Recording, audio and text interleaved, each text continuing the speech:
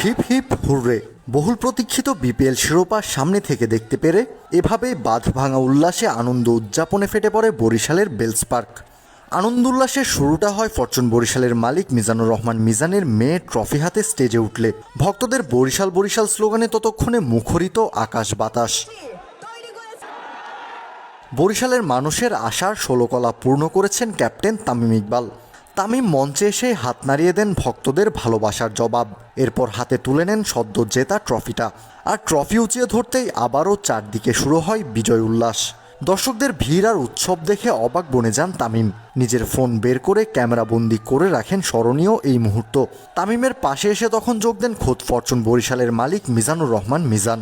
তামিমের পরেই ট্রফি উঁচিয়ে ধরে ভক্তদের আনন্দে ভাসান মিজান। আবারও চারদিকে স্লোগান শুরু হয় হিপ হিপ হুররে।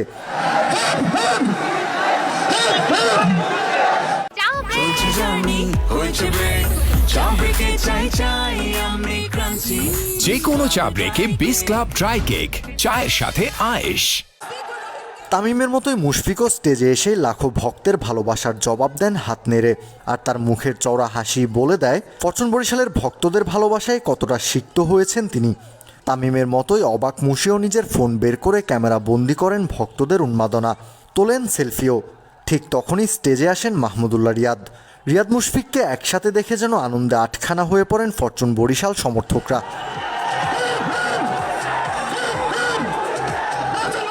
এবারের বিপিএল ফাইনাল জিতে মিরপুরেই তামিম ইকবাল ঘোষণা দিয়েছিলেন ৯ তারিখ ট্রফি নিয়ে যাবেন বরিশালে।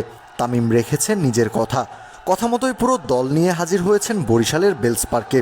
প্রিয় ক্রিকেটারদের সামনে থেকে দেখে বরিশালের মানুষদের উন্মাদনা নিশ্চয়ই চিরস্থায়ী হয়ে থাকবে মুশফিক, তামিম, রিয়াদদের মনে।